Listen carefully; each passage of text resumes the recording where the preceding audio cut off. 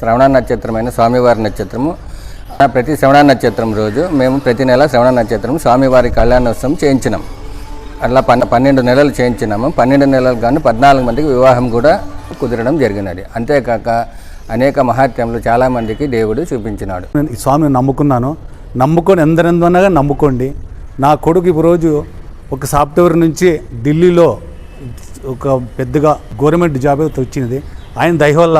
అందరికీ నమస్తే. అందరూ ఎలా ఉన్నారు? బాగున్నారా? Welcome back to our channel crazy thoughts with Shashi.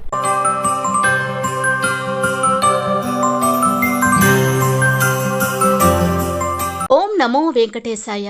అందరికీ నమస్తే. Welcome back to our channel crazy thoughts with Shashi. ముందుగా నా ఛానల్ని ఫస్ట్ టైం కనుక చూసినట్లయితే ప్లీజ్ సబ్స్క్రైబ్ చేసుకోండి.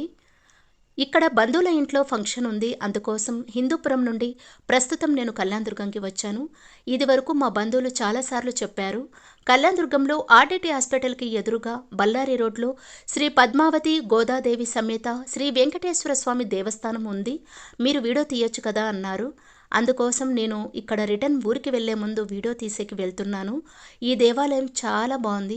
చూడగానే ఇక్కడ కాసేపు ఉండిపోదామా అనిపించేలా ప్రశాంతంగా ఉంది.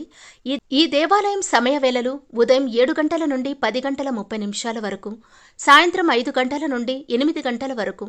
స్వామివారికి అభిషేకం శుక్రవారం చేస్తారు, అమ్మవార్లకు అభిషేకం గురువారం చేస్తారు.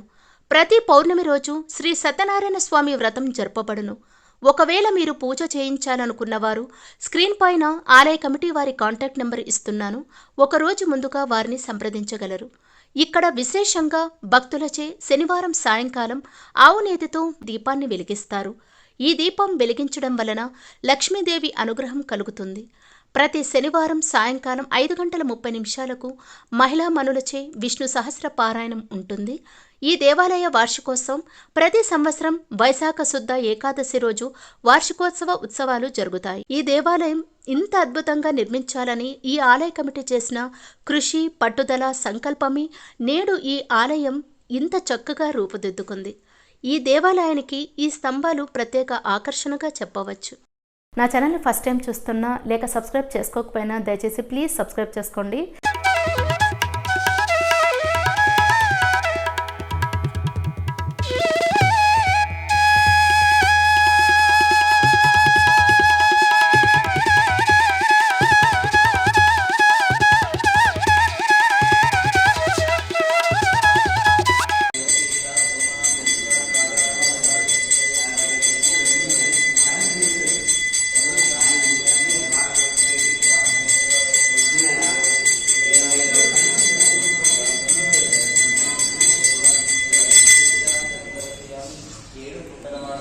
స్వామివారిని దర్శనం చేసుకోవచ్చు. శ్రీ శ్రీనివాస స్వామి, శ్రీ వెంకటేశ్వర స్వామి స్వామివారిని చూడొచ్చు, చక్కగా అలంకరించారు.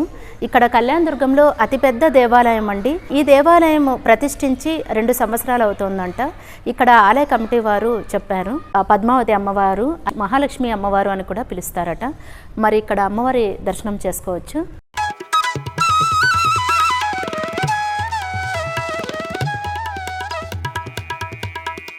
ఇక్కడ అమ్మవారిని దర్శనం చేసుకోవచ్చు. గోదాదేవి అలాగే ఆండాల్ అమ్మవారు అని కూడా పిలుస్తారు.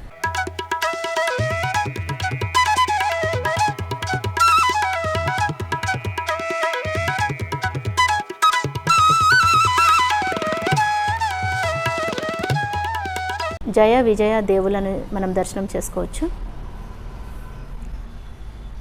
చూస్తున్నారు కదా, స్వామి దేవాలయంకి ముందరే ఇక్కడ జయ విజయ దేవులని మనం దర్శనం చేసుకోవచ్చు.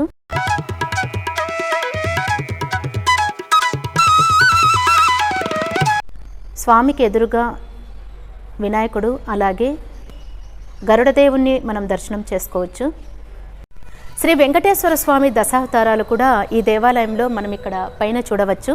దశావతారాలన్నీ కూడా ఇక్కడ ఉన్నాయి. దశావతారాల్లో మొదటి అవతారం మత్స్యావతారం, అలాగే ఇక్కడ కూర్మావతారం, వరాహ అవతారం, నరసింహ అవతారం, వామన అవతారం, పరశురామ అవతారం చూడవచ్చు. అలాగే ఇక్కడ రామావతారం, బలరామ అవతారంలో కూడా స్వామి దర్శనం చేసుకోవచ్చు.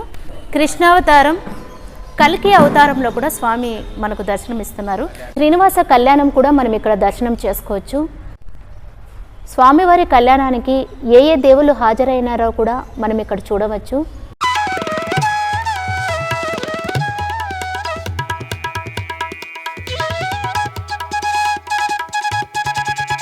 మరొక ద్వారం కూడా ఇక్కడ చూడవచ్చు. వైకుంఠ ఏకాదశి రోజు ఈ ద్వారం ద్వారా స్వామివారిని దర్శనం చేసుకోవడానికి ఇక్కడ అనుమతిస్తారు. ఇక్కడ వైకుంఠ ద్వారం కూడా, ఇక్కడ స్వామివారి ఆర్చ్ అంతా కూడా ఇక్కడ చూడవచ్చు.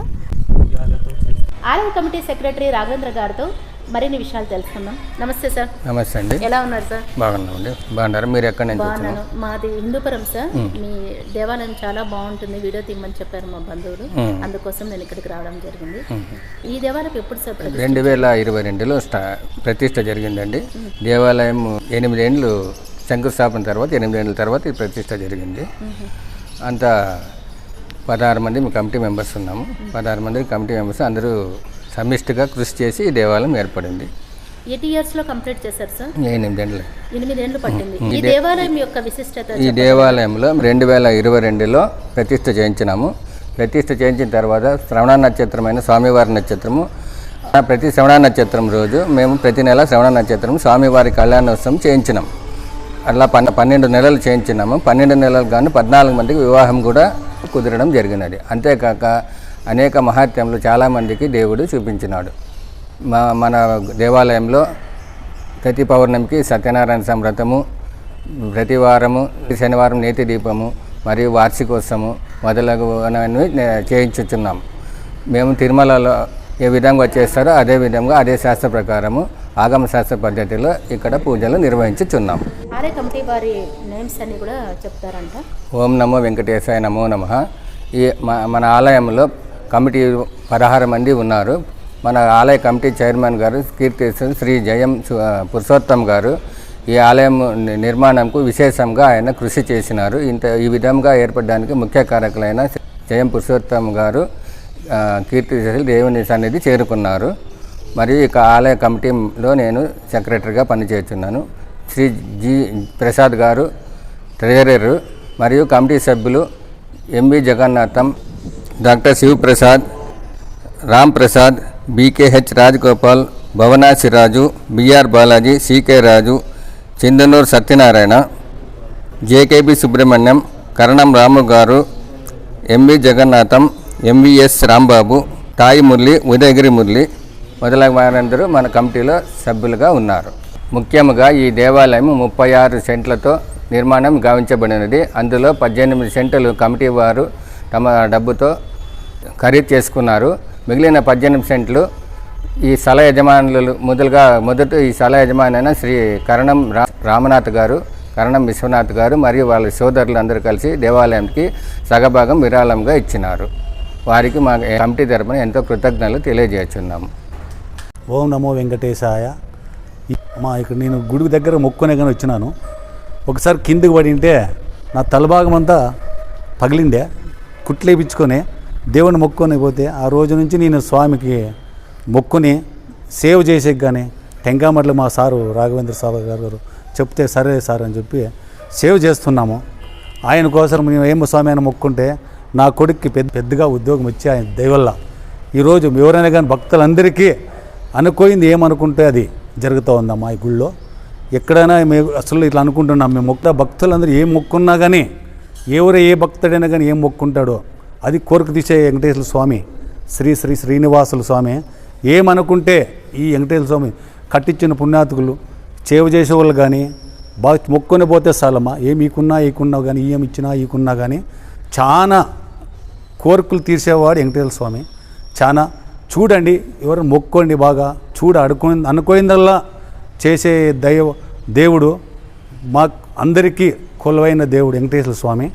ఎవరైనా భక్తులు ఏమన్నా అనుకుంటున్నా కూడా చేయాలన్నా కూడా వచ్చి చేయొచ్చు. బాగా సేవ్ చేసి బాగా మొక్కొని పోండి, మీకు అనుకోయింది జరుగుతుందమ్మా. వెంకటేశ్వర స్వామి భారం చేసుకొని మొక్కొని పోండి, బాగా మీకు జరుగుతుంది అని మా కమిటీ వాళ్ళందరూ బాగా దయచేసి బాగా చూసుకుంటారు.